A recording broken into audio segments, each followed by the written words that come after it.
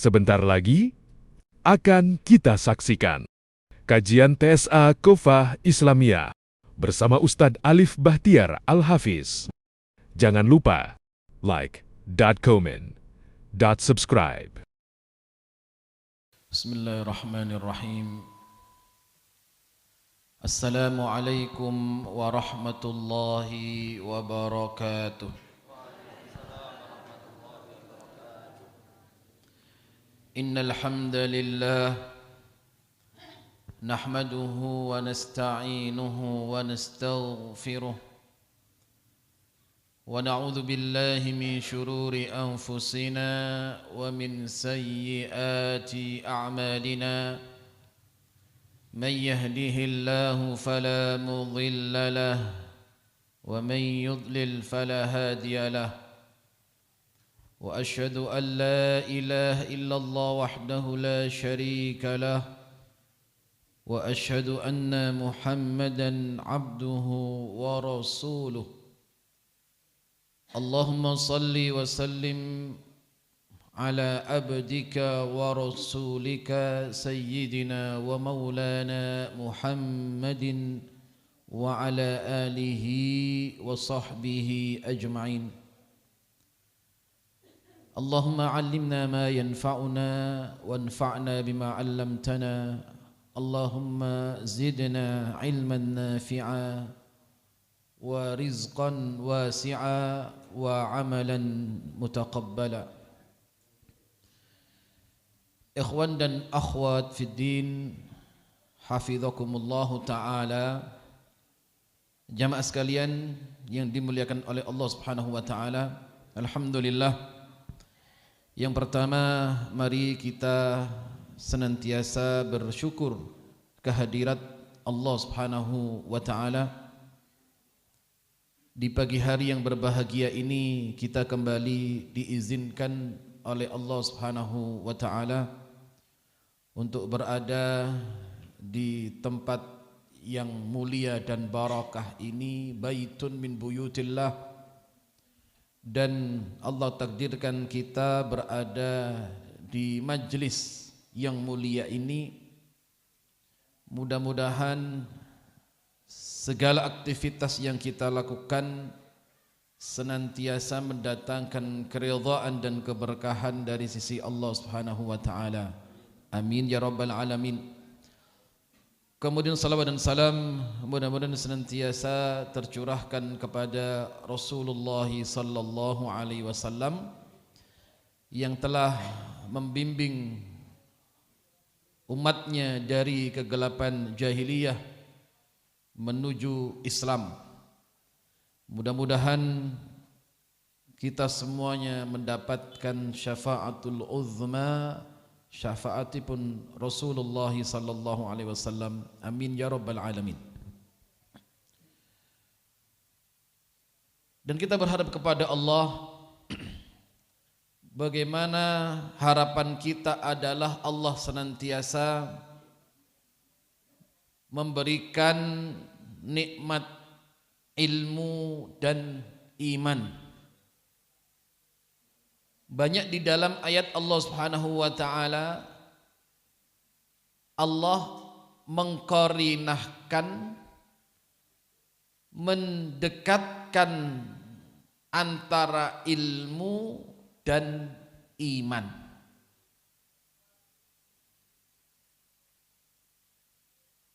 Allah berfirman, di saat orang-orang yang Allah anugerahkan ilmu dan iman, bagaimana mereka berkata kepada orang-orang yang sudah berada di alam barzah perihal keadaan orang-orang yang kafir kepada Allah. Allah mengatakan, wa qala alladziina utul ilma wal iman, dan berkatalah orang-orang yang Allah karuniakan ilmu dan iman kepadanya, bahwasanya mereka mengatakan kepada orang-orang kafir, kalian akan berada di alam barzah ini ila yaumi yub'atsun, sampai pada hari kalian dibangkitkan oleh Allah Subhanahu wa taala. Ilmu dan iman menjadi sebab rif'ah, kemuliaan, keutamaan, ketinggian seseorang fid dunya wal akhirah. Yarfa'illahu alladhina amanu minkum walladhina utul ilma darajat. Terus nikmat ilmu, iman itu menjadi sebab Allah angkat derajat dunia dan akhirat. Nah, mudah-mudahan nikmat ini senantiasa dijaga oleh Allah Subhanahu wa taala. Allah jadikan kita cinta kepada majelis ilmu dan Allah kemudian menjaga nikmat iman. Tentunya nikmat iman ini adalah nikmat yang begitu mahal dan besar dalam kehidupan manusia. Artinya, bagaimana dengan ilmu yang kita pelajari, yang kita bermajelis di dalamnya, kita memahami apa di antara tujuan hidup itu. Ya. Ada satu hikmah, petunjukipun Kanjeng Nabi, bahwasanya siapa yang ingin mendapatkan kehidupan yang baik, ya, Rasulullah menyebutkan kuncinya. Dalam hadis Nabi dikatakan, man asbaha minkum aminan fi sirbihi. Siapa yang hidup di antara kalian di pagi hari dalam keadaan aman, damai dalam keluarganya, terus keluarganipun saya, anak-anak semuanya baik, rumah dalam keadaan baik, keluarga baik, aminan fi sirbihi wa mu'afan fi jasadihi. Allah karuniakan nikmat sehat wal afiyah, sehat dan afiat. Wa indahu qutu yaumihi, dan dia memiliki makanan untuk hari itu. Faka'annama hizat lahud dunya. Rasulullah bersabda, seakan-akan dunia miliknya. Jadi ada 3. Siapa yang hidup pagi harinya aman, baik, alhamdulillah, bisa sholat witir, bisa sholat subuh, bisa membaca Al-Quran, bisa berzikir kepada Allah, keluarganya baik, anak-anak alhamdulillah sehat semuanya, ya. Kemudian keadaan kita Allah berikan kesehatan, dan pagi itu sudah masak, gitu ya. Jangan masak jam pinten nih, Mam. Artinya dalam satu hari ini Allah sudah cukupkan untuk bisa makan. Wa indahu qutu yaumihi. Ya. Mungkin kita tidak cukup sehari. Ya. Ada bekal hidup untuk sebulan. Kalau satu hari saja Rasul mengatakan faka'annama hizat lahud dunya. Masya Allah. Rasul mengatakan seakan-akan dunia, ya, Allah kuasakan kepadanya. Itu nikmat besar jamaah sekalian yang dimuliakan oleh Allah Subhanahu wa taala. Maka kemudian Rasulullah SAW juga memberikan resep. Ya. Dalam satu hadis dari Anas bin Malik diriwayatkan oleh Imam At-Tirmidzi rahimahullah, ya. Rasulullah SAW bersabda, man kanat, ya, dalam hadis dikatakan, siapa yang kemudian akhirat itu menjadi tujuannya, wa man kanatil akhirah hammahu, siapa yang hidup kemudian dunia ini menjadi orientasinya, akhirat menjadi orientasinya, gitu. Terus tiang gesang tujuanipun akhirat. Ya. Siapa yang hidup tujuannya akhirat, maka Rasul mengatakan ja'alallahu ghinahu fi qalbihi. Allah akan jadikan kekayaan fi qalbihi, dalam hatinya. Ja'alallahu ghinahu fi qalbihi. Allah jadikan kekayaan di dalam hatinya. Wa jama'alahu syamlahu. Ya, sudah diberikan kekayaan dalam hatinya. Wa jama'alahu syamlahu, semua urusannya dibuatkan mudah oleh Allah. Ya, semua urusan mudah, baik, ya. Allah mudahkan semua urusan. Wa jama'alahu syamlahu. Wa atathu dunya wa hiya raghimah. Masya Allah. Apa kata Rasulullah SAW? Dan Allah jadikan dunia, Allah datangkan dunia kepadanya dalam keadaan tunduk dunia kepada orang tersebut. Tujuanipun akhirat, Allah balas, pasti Allah berikan al-ghina, kekayaan dalam hatinya, dan Allah mudahkan semua urusan. Niki kunci hidup dari Rasulullah sallallahu alaihi wasallam. Wa man kanatid dunya hammahu. Nah, sebaliknya Rasulullah sallallahu alaihi wasallam juga mengatakan, dan siapa yang hidup kemudian tujuannya dunia, wa in kanatid dunya hammahu ja'alallahu faqrahu baina ainaihi. Allah jadikan baginya faqr, kemiskinan, kefakiran di hadapannya, di kedua pelupuk matanya.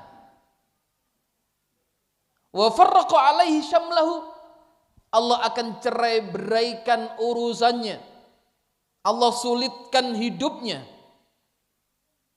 Walam ya'tihi minad dunya illa ma quddira lahu, dan tidak ada yang datang dari dunia ini kecuali apa yang sudah Allah takdirkan untuknya. Nah, ini dua permisalan, dua tujuan yang berbeda. Maka kemudian kalau orang punya tujuan akhirat, dunia akan Allah tundukkan. Kalau orang punya tujuan dunia, dados yang gesang niku gur ngurusi dunya tok. Nggih. Ora tau eling napa? Ibadah. Kemudian Allah akan susahkan urusannya. Wa farraqa lahu syamlahu. Ya. Allah berikan dunia itu, tapi sebatas apa yang Allah takdirkan. Ya. Nah, tentu itu kerugian yang nyata dan besar. Ya. Maka Nabi mengajarkan doa ngeten. Allahumma qanni'ni bima razaqtani. Ya. Kadang ada definisi, apakah orang yang kaya itu orang yang punya harta? Apakah harta itu perlu dan wajib untuk dicari? Ya. Padahal ibadah tertentu juga butuh biaya. Ya.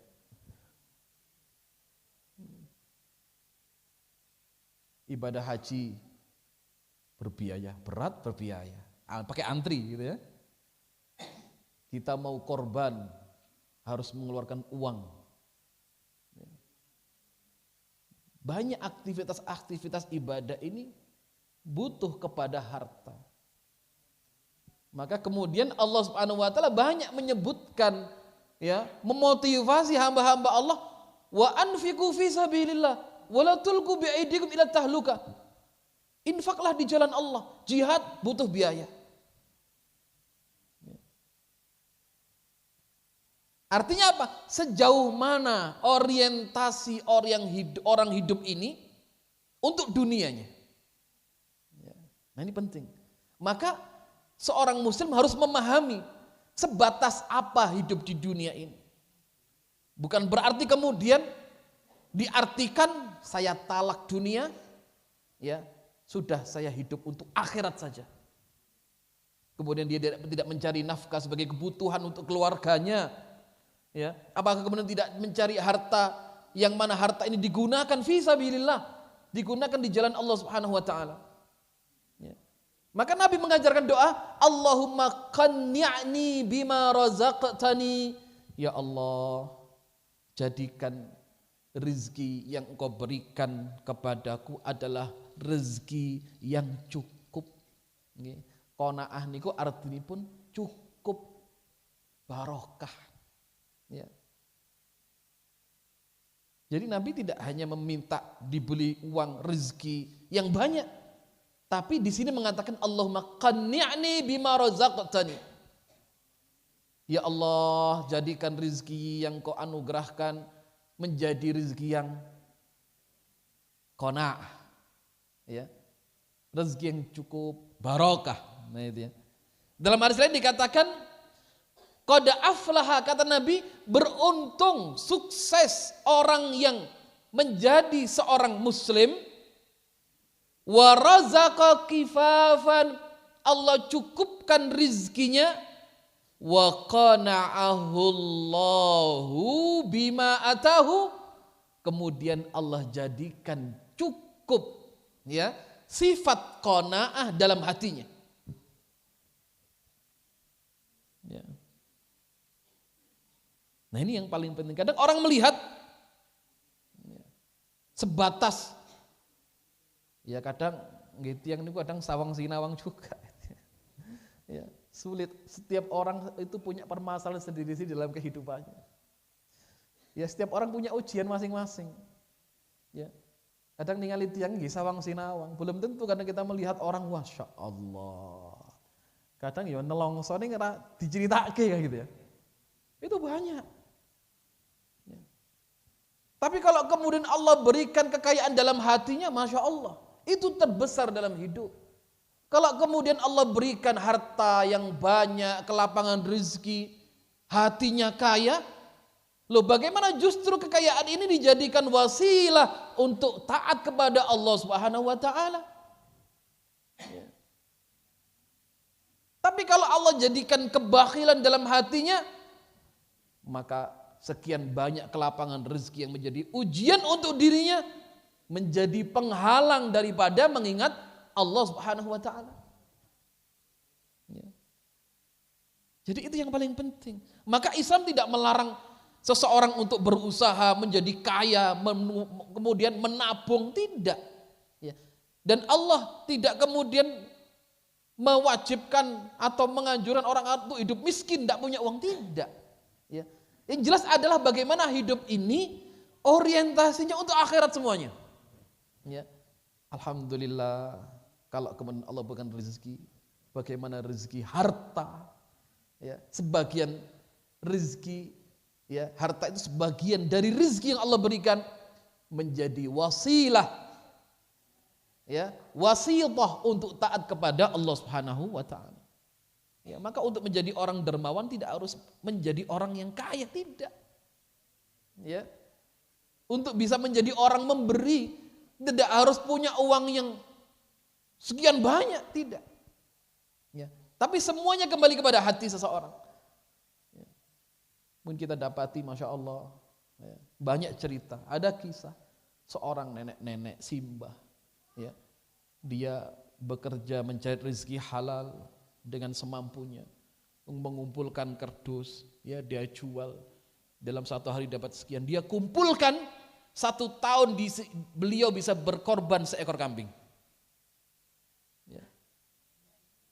Kenapa? Karena ada kemauan, karena ada mengetahui fadilah, keutamaan berkorban, ya, di Idul Adha misalnya gitu. Dia kumpulkan tabung setahun, ya, dia bisa berkorban, ya, membeli seekor kambing yang dia sumbangkan, dia korbankan.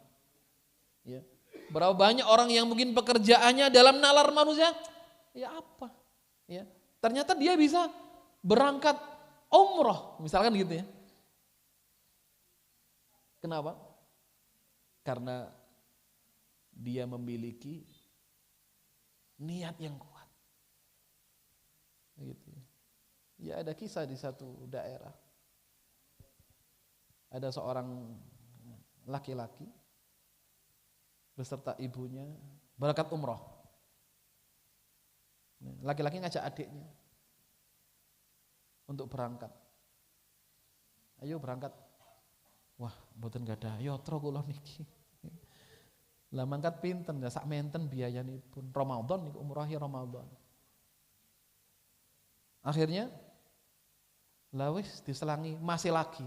Lek awakmu pengen umroh wis tak selangi duit piye. Lah kok nyaure kangelen Mas. Lah kowe iki adikku Mas yo gak kok sae ora apa-apa. Sing penting awakmu kudu mangkat. Lah pira to? Kula enggak ada tabungan. Pira tabungan? Enggak ada omplong itu lek gak mboten kelintu lek gak papat gangsal. Lek gak sekawan gangsal. Didudah isine kurang lebih 12 juta. Isine duit 500 sampai 1000 perak. Nabung kalau enggak encreng, crik. Nabung kalau enggak salah mulai tahun 2009 sampai 2026. Oleh duit angsal pinten 13 juta. 500.000 sampai 1000. Jadi dados status. Alhamdulillah barokahnya elingi dados ya memancing ya rezeki untuk bisa pergi ke tanah suci untuk menunaikan ibadah umrah. Ya, pirang tahun iku nyelengi? 500 perak sampai 1000. Ya, ada beberapa omplong kebak niku. Niku celengan niku 500, 1000. Sekian tahun. Ya.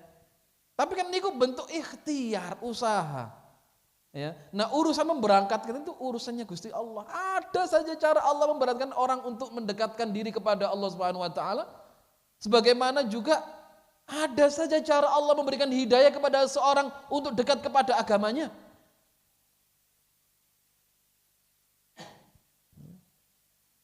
Kadang tukang pikul ya, apa ya, dia punya pekerjaan mengantarkan ini dan itu, bisa berangkat, bosnya belum bisa berangkat.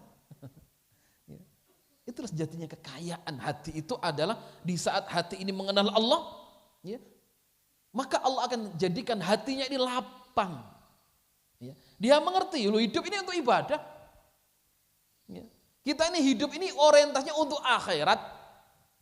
Bukan sebatas hidup di dunia saja tanpa memikirkan akhirat. Maka Rasul memberi kunci tadi. Ya, insya Allah, ini janjinya Kanjeng Nabi ini pasti benar. Orang kalau orientasinya akhirat, ya, hidup ini akhirat semuanya. Diberi jabatan, jabatannya manfaat untuk agama, ya, manfaat untuk akhirat. Diberikan harta, manfaat untuk akhiratnya. Diberikan keluarga, manfaat untuk agama ini. Janji Nabi, ya. Wa jama'alahu syamluhu, urusannya mudah. Loh, tapi di lapangan kok ada urusan sulit? Itu ujian, ya. Kalau kita menghadapinya dengan ketakwaan kepada Allah Subhanahu wa taala, maka dia akan menghadapi setiap permasalahan sambil berdoa kepada Allah dengan kesabaran, ya. Dan kemudian kalau Allah berikan kelapangan, dia syukur kepada Allah Subhanahu wa taala. Nah ini, maka ada satu ungkapan juga yang sangat menarik dari Imam Ibnul Qayyim Al-Jauziyah, ya. Di antara pesan beliau mengatakan, "Idza asbahal abdu wa amsa." Apabila seorang hidup di pagi hari dan sore hari. Ya, dalam waktu pagi, sore gitu ya. Terus wonten maksurat zikir yang dipaja pagi, sore, diikhtiarkan, diiltizami, nggih. Beliau mengatakan, siapa yang hidup pagi dan sore hari, walaysa hammuhu illallah wahdah, kemudian tujuannya hanya Allah satu, ya, tidak ada sekutu bagi Allah. Karena berarti kalau menyertakan selain Allah dengan Allah itu syirik, ya. Jadi syirik itu adalah menyertakan selain Allah dengan Allah. Namanya syarikat. Koperasi bahasa Arabnya syirkah. Syarikat dagang itu berarti kumpulan komunitas, banyak orang berkongsi bersama. Syarikat, ya. Maka Allah tidak boleh dijadikan untuk Allah syarik, sekutu bagi Allah. Jadi Allah hanya tujuan.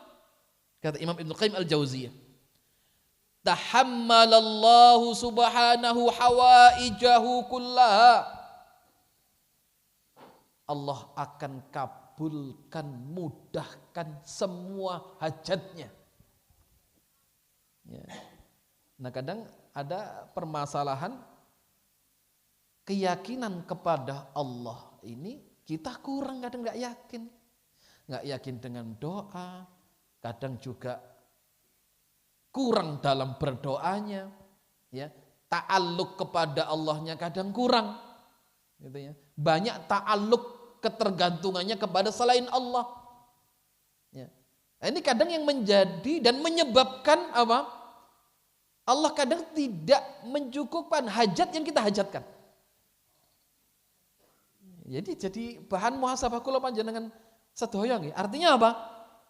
Nah kadang bukan karena Allah Subhanahu wa taala ya tidak mengabulkan doa, tapi kadang kita yang kurang yakin dengan doa. Maka di antara Anda berdoa itu wa antum muqinuna bil ijabah. Dan Anda yakin bahwasanya Anda ini doa diijabah oleh Allah. Ya. Bagaimana kita berdoa kepada Allah kalau kemudian kita aja nggak yakin kalau doa itu diijabah? Mboten yakin. Ya. Bagaimana doa itu diijabah kalau setengah-setengah? Atau kadang sampai kepada Allah pun sifatnya transaksional. Ya, menghitung-hitung, istilah orang Jawa ngundat-ngundat sedekah misalkan. Ada satu ungkapan menarik bahwasanya apakah sedekah itu memperlancar rezeki? Benar. Apakah infak itu menambah kebaikan? Pasti benar. Gitu ya. Maka Nabi mengatakan mana qasomalin min sadaqah. Tidak ada berkurang harta yang disedekahkan. Enggak ada ceritanya orang jatuh miskin bangkrut perkara kakean sedekah. Loh, kenapa kamu jatuh? Sekarang banyak ujian. Sedekahku kakean. Enggak ada. Justru sedekah dijadikan obat segala macam kegundahan, kegelisahan. Ya, berapa banyak kisah orang yang usahanya jatuh, dia bangkit karena infak dan sedekahnya kepada Allah. Ya, tidak ada ceritanya orang jatuh miskin. Tanya kenapa? Saya terlalu banyak menyumbang anak-anak yatim sehingga saya bangkrut. Tidak ada itu ceritanya itu. Ya, namun terkadang kita salah dalam niat. Memang bedanya tipis. Ya, artinya kalau kita sudah mendermakan sesuatu kepada Allah, kita berharap pahala Allah dari amal ibadah itu. Ya. Selanjutnya urusan Allah menambah kebaikan dan menambah rezeki itu kemudian. Ya. Jadi artinya jangan kita memberikan sesuatu berbalas seketika, sifatnya duniawi. Ya, dulu kadang ditawarkan. Siapa yang sedekah sekian, Anda akan dapat sekian. Siapa yang sedekah 100.000, Allah lipat gandakan 1 juta. Tunggu saja. Gitu. Maka terkadang orang salah dalam niat. Saya sedekah ingin cari 1 juta. Ya, saya ingin mengeluarkan 100.000, ingin dapat 1 juta. Ya. Qadarullah ma syaa fa'al. Sudah mengeluarkan 100.000. Kok enggak berbalas 1 juta? Ditunggu-tunggu 1 juta itu. Saulan, ronggulan, telunggulan. Juga kunjung datang. Akhirnya dimotivasi lagi. Anda ngasih 500.000, dapat 5 juta. Mana? Tidak ada. Saya dulu mengeluarkan 100.000, nggak ada 1 juta. Saya 500.000, mana 5 juta? Tidak ada. Ya. Karena salah dalam niat, jadi bisa sama Gusti Allah niku hitung-hitungan. Lah wis bolak-balik infak sedekah ya. Ora oleh ganti.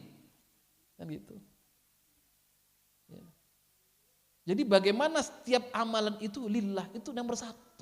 Niatkan sedekah ini ya memang mencari pahala, mendapatkan keutamaan sedekah.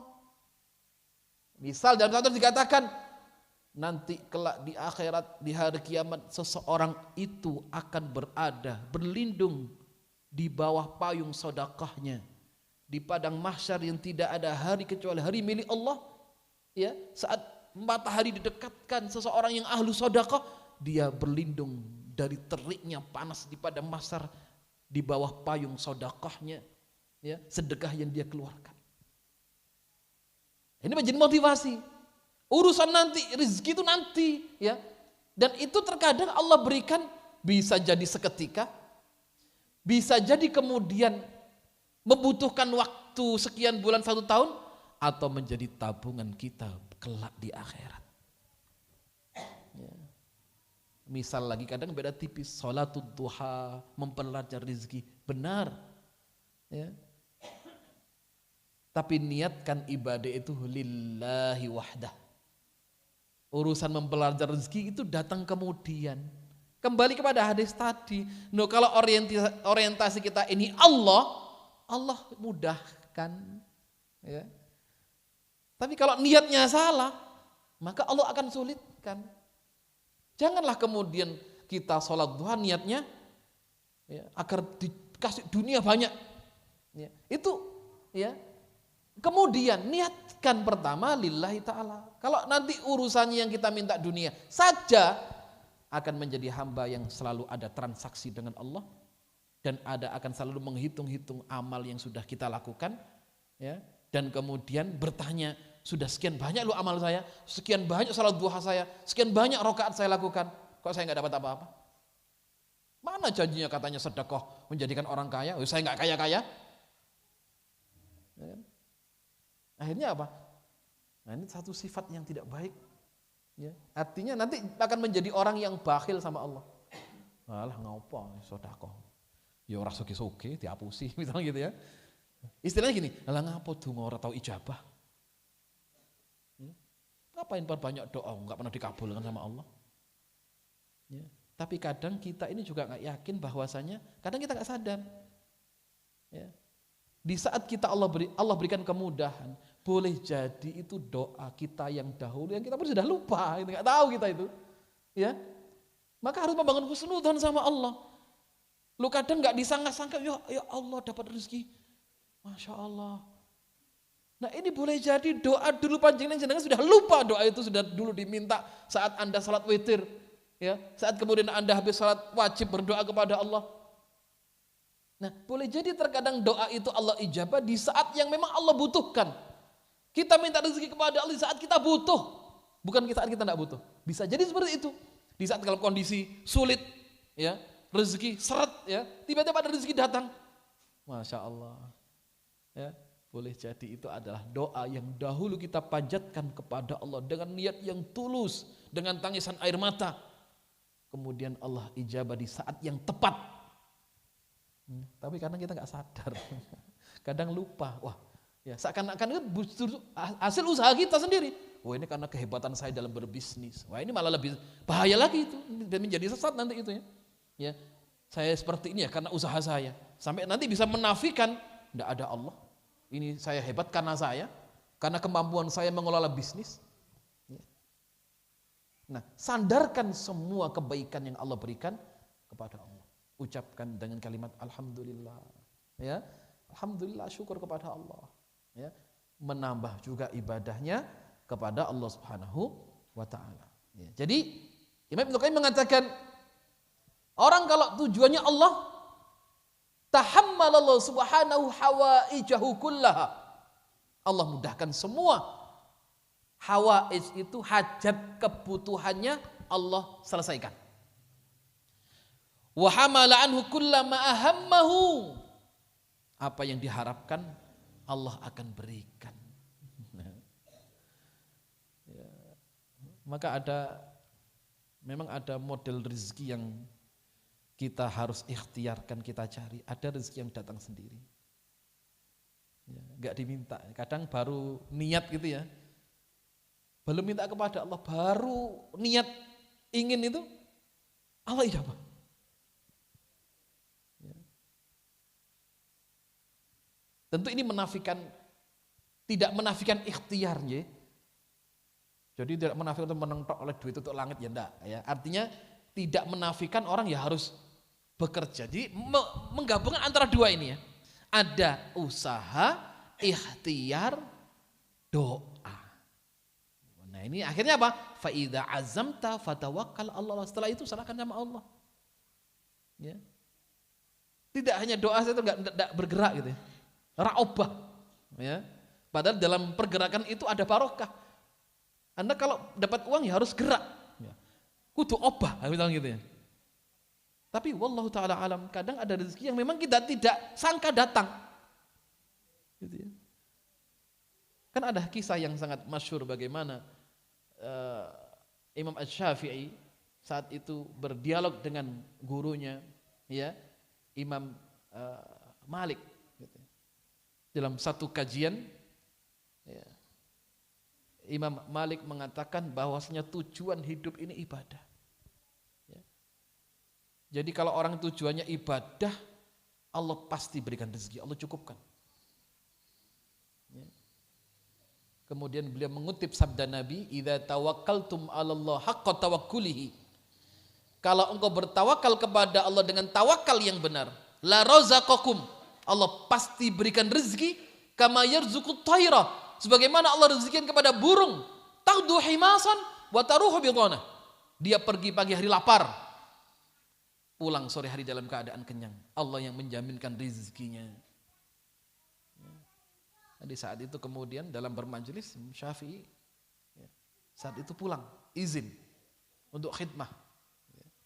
Sampai di tengah perjalanan kemudian mendapatkan orang memanen anggur. Beliau berniat ingin membantu agar mendapatkan pahala di sisi Allah. Begitu selesai kemudian diberikan hadiah, jaza mukafaah, balasan kebaikan karena telah membantu, diberi anggur sekeranjang. Gitu ya. Akhirnya beliau mengatakan, lah berarti orang akan mendapatkan mukafaah setelah ada usaha. Gitu ya. Datang kepada Imam Malik, kepada gurunya, wahai guru, saya punya pendapat berbeda dengan panjenengan. Ya. Tapi dalam pandangan saya orang bekerja dulu akan dapat rezeki. Ya. Maka kemudian Malik mengatakan, engkau benar. Ya. Engkau tadi berangkat pulang dan engkau membawa sekeranjang anggur, ya, di majelis ini. Namun saya ini seorang muallim, saya punya banyak murid, tidak mungkin saya tinggalkan. Tapi saya berdoa kepada Allah, seandainya siang hari ini akan datang laki-laki yang saleh membawa sekeranjang anggur, maka itu kebaikan darimu ya Allah. Aku minta itu kepada Allah. Wahai Syafi'i, tidak lama kamu datang kepadaku membawa anggur sekeranjang. Wah, ini tingkatan pun wali. Ya. Jadi artinya ada rezeki yang model terus diminta. Ya, makanya minta apapun yang kita hajatkan kepada Allah, apapun. Gitu ya. Bahkan sampai dulu para salaf itu sampai kemudian ya sampai saat mereka kemudian meminta, ya, sandal saja bahasanya itu, sampai doa kepada Allah Subhanahu wa taala. Ya. Artinya kita tidak tahu, ya, mana doa yang kita minta dihajatkan dikabulkan oleh Allah. Ya. Artinya semua minta kepada Allah Subhanahu wa taala. Nah, kadang ada rezeki yang memang diikhtiarkan dicari, ada rezeki yang diminta datang. Gitu ya. Nah, ini butuh, ya, seperti bagaimana nikmat Allah yang Allah berikan kepada Maryam bintu Imran, ya. Bagaimana nikmat yang Allah berikan kepada Ibrahim alaihissalam, kepada Sarah misalkan, kepada Hajar, ya. Puluhan tahun, ya, belum Allah karuniakan rezeki keturunan kepada Ibrahim alaihissalam, ya. Saat itu pun Sarah istrinya sudah divonis tidak bakal bisa punya anak secara nalar manusia. Ya. Tapi ada tahu, ya, bahwasanya kalimat zikir orang tawaf, ya, karena proses ibadah haji tawaf itu sangat erat kaitannya dengan perjalanan Sayyiduna Ibrahim alaihissalam. Ya. Ada 4 kalimat dicintai oleh Allah Subhanahu wa taala, ya, yang kemudian tanpa diragukan Allah berikan keturunan kepada Ibrahim alaihissalam. Ya. Bagaimana kalimat mulai terkumpul dalam kalimat subhanallah walhamdulillah wala ilaha illallah Allahu akbar. Nggih, niku doa ingkang disunahaken tiyang tawaf dari Hajar Aswad ke makam Ibrahim. Subhanallah walhamdulillah wala ilaha illallah Allahu akbar. Dan hajatnya pun Allah kabulkan. Ya. Secara nalar mustahil Ibrahim punya keturunan. Ya. Tapi kemudian dihadirkan Ismail alaihissalam dan kemudian keturunan dari Sarah yang lahir dari Ibrahim, sekian banyak keturunan terpilih dari kalangan nabi dan utusan-utusan Allah Subhanahu wa taala. Gitu ya. Itu satu hal yang tidak mungkin terjadi. Dalam nalar manusia nggak masuk akal. Mustahil. Ya. Tapi kalau Allah mentakdirkan iya, tidak ada yang tidak bisa. Ya. Maka Allah apabila hanya berkehendak, menginginkan, ya, kun fayakun, jadi maka jadilah. Maka nggak ada yang mustahil. Maka itulah keutamaan apa? Namanya ta'alluq, ya, ketergantungan kepada Allah Subhanahu wa taala. Ya. Nah, artinya apa? Nah, justru bahaya kalau orang tidak ta'alluq kepada Allah, berarti ta'alluqnya kepada selain Allah. Itu. Berarti kepada syaitan, ini bahaya. Atau kepada sekutu yang disertakan kepada Allah. Ini siapa? Jadi Allah hanya Allah, tidak boleh ada yang membersamai Allah Subhanahu wa taala dalam ibadah. Gitu ya. Nah, wallahu taala alam, kadang tanpa disadari ada kesyirikan yang disadari yang tidak sadar. Yang enggak sadari ini yang bahaya. Ya. Mungkin orang paham bagaimana saya menyembah kepada makhluk, tidak boleh, haram. Bagaimana saya menyembah batu, pohon, tidak boleh, haram, dia makhluk. Mengapa disembah? Tapi terkadang ada satu, ya, gangguan kesyirikan yang enggak kita sadari. Dalam satu ibadah, boleh jadi untuk Allah 70%, mampir untuk selain Allah 30%. Nah, 30% ini bisa merusak yang 70. Kenapa? Mensertakan dua dalam satu peribadatan seseorang. Maka Nabi mengajarkan doa, Allahumma inni a'udzubika an usyrika bika syai'an a'lamuhu wa astaghfiruka lima la a'lamuhu. Ya Allah, aku berlindung kepadamu dari perbuatan syirik yang aku sadari, wa ma la a'lamuhu, dan yang tidak aku sadari. Nah, kalau ta'alluqnya kepada Allah tidak ada, berarti kepada selain Allah. Makanya Allah mengatakan dalam surah Az-Zukhruf ayat 36, a'udzubillahi minasyaitonir rajim, wa may ya'shu an dzikrir rahmani, maka siapa saja yang kemudian berpaling daripada zikir kepada Allah, nuqayyid lahu syaitanan, kami sertakan syaitan kepadanya, fahuwa lahu qarin, dan kami jadikan dia sahabatnya, korinnya. Ya. Berarti kalau nggak kepada Allah, mesti kepada selain Allah. Gitu ya. Allah mengatakan nuqayyid lahu syaitan fahuwa lahu qarin. Makanya nanti padang mahsyar setiap kaum disuruh kembali kepada Tuhan yang dia sembah. Ya. Dalam hadis yang panjang dikatakan saat manusia dikumpulkan Allah di mahsyar, ya, setiap kaum dimintakan kembali minta tolong kepada Tuhan yang dulu dia sembah. Yang menyembah berhala, mintalah tolong kepada Tuhanmu yang kamu sembah selain diriku, kata Allah. Ya. Yang menyembah bebatuan, benda mati, berhala, patung, mintalah tolong kepada Tuhanmu yang kamu sembah dulu selain saya. Ya, semuanya tidak bisa memberikan pertolongan. Ujungnya datang kepada iblis, kepada syaitan. Nah, syaitan itu sifat, ya. Iblis itu dedengkotnya jin, itu iblis yang enggan sujud kepada Adam saat itu berada dalam barisan malaikat. Ya, iblis itu bukan malaikat. Ya. Saat itu berada di barisan malaikat, tapi bukan malaikat. Karena malaikat diciptakan dari cahaya. Malaikat tidak punya kekuatan untuk bermaksiat. Tapi iblis diciptakan dari api. Makanya waktu suruh sujud kepada Adam tidak mau nolak. Kenapa? Iblis mengatakan khalaqtani min nar wa khalaqtahu min tin. Engkau ciptakan aku dari api, ya Allah, sedang kau ciptakan Adam dari tanah. Bagaimana api yang mulia sujud kepada tanah yang tidak lebih mulia daripada api? Saya tidak mau sujud. Ya. Nah, syaitan itu sifat. Bisa ada syaitan dari kalangan manusia. Syaitan itu artinya pembangkangan, kedurhakaan. Jadi sifat kedurhakaan, pembangkangan, kesombongan itu namanya syaitan. Maka ada syaitanul ins wal jin. Ada syaitan dari golongan manusia dan dari golongan jin. Iblis dedengkotnya. Gitu ya. Apakah mungkin iblis taubat? Sudah Allah nas, iblis tidak taubat. Apa iblis masuk surga? Sudah Allah naskan, iblis berada di neraka. Ya. Jadi tidak akan pernah bertaubat dan tidak akan pernah masuk surga.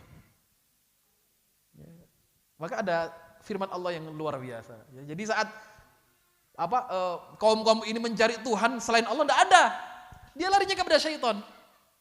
Apa syaitan katakan kepada mereka? Wa qala syaitanu. Syaitan dari iblis mengatakan, walamma qudhiyal amr, setelah proses terjadinya hisab, saat itu manusia berada dalam ketakutan yang luar biasa. Ya. Wa qala syaitanu lamma qudhiyal amr. Apa kata syaitan? Nah ini. Innallaha wa'adakum wa'dal haq. Jadi sekian banyak kaum datang kepada syaitan. Tolonglah kami, ya. Berikan kami syafaat, ya. Apa kata syaitan? Dia mengatakan, innallaha wa'adakum wa'dal haq. Wa wa'adtukum fa akhlaftukum.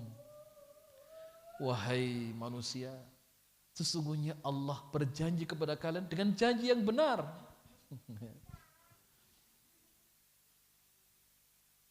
Jadi bangkang-bangkangnya iblis, dia tidak pernah mengaku dia Tuhan. Iblis itu tidak wani ngaku, nggak berani ngaku dia Tuhan. Kalau Fir'aun masih ngaku dia Rob, ana Rabbukum. Fir'aun pernah pada kaumnya berkata kepada kaumnya, aku Tuhan kalian, ana Rabbukum. Tapi masya Allah, Fir'aun tidak pernah mengatakan saya Allah. Tapi Fir'aun mengatakan ana Rabbukum. Karena lafaz Allah itu spesial, hanya milik Allah. Tidak ada satu dari makhluk di kolong langit ini yang mengaku dia Allah. Ya. Maka kalimat Rabb bisa untuk Allah, bisa untuk selain Allah. Ya. Misal, kalau kata Rabb disandarkan kepada sesuatu, maknanya kepemilikan. Rabbul Bait, orang yang punya rumah, tuan rumah. Ya. Rabbul Alamin bermakna Allah, karena yang bisa menciptakan makhluk hanya Allah. Oh, bisa berarti dua, bisa untuk Allah, untuk selain Allah. Kata Rabb. Kata ilah, la ilaha, bisa untuk selain Allah, bisa untuk Allah. Misal pada ayat afara'aitalladzi man ittakhadha ilahahu hawahu. Tidakkah engkau melihat, engkau memperhatikan bagaimana ada orang-orang yang menjadikan ilahnya, Tuhannya, hawa nafsunya. Ya. Tidakkah engkau memperhatikan ada orang yang menjadikan hawa nafsunya sebagai Tuhan, ilah. Ya. Dan bisa bermakna ilah untuk Allah. Tapi lafdzul jalalah Allah hanya untuk Allah saja. Dan iblis pun nggak pernah ngaku dia Tuhan. Jadi iblis pun tahu dia bermaksiat kepada Allah. Ya. Maka dia mengatakan Allah maha benar janjinya.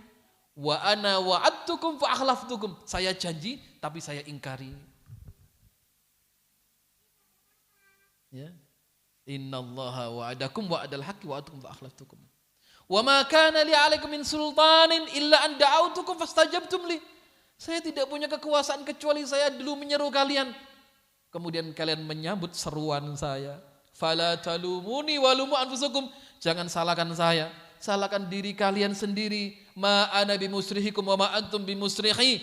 Hari ini saya tidak pernah akan bisa menolong kalian dan kalian pun tidak akan pernah bisa menolong saya.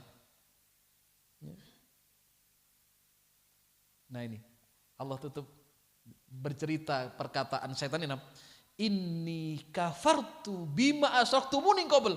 Saya ini sebetulnya gitu, asli saya ini justru mengkufuri perbuatan kalian menyekutukan saya. Gitu ya. Dasar iblis itu. Ya. Ngapusi kan, iblis ngapusi itu. Dia mengatakan, inni kafartu bima asyraktumuni qabl. Loh, saya ini mengkufuri perbuatan kalian. Ya. Untuk menjadikan saya sekutunya Allah. Jadi ditipu gitu ya. Diberi apa? Angan-angan kosong, tipuan-tipuan mautnya iblis ini. Ya. Maka orang-orang beriman kembali kepada Allah. Dan Allah yang memberikan, hanya Allah yang bisa memberikan pertolongan.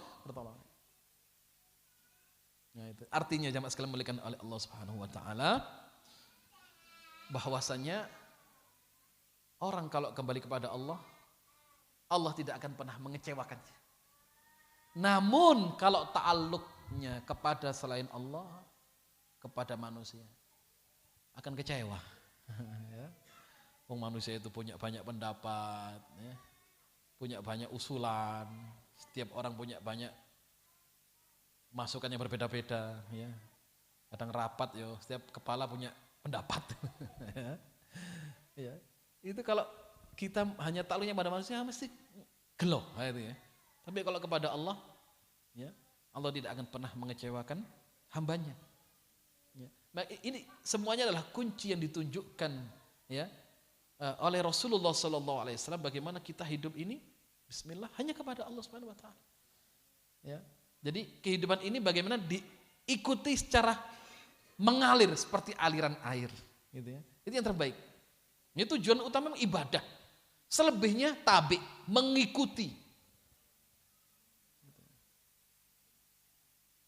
Maka Sayyidina Ali, sahabat Imam Ali bin Abi Thalib radhiyallahu anhu mengatakan, yang berapa Ustaz? Saya biasanya lihat jam di situ kok enggak ada. Lebih 4. Saya tutup dengan perkataan sahabat Ali bin Abi Thalib beliau mengatakan, irtahalatid dunya mudbirah. Dunia ini akan mudbirah. Mudbir, di belakang.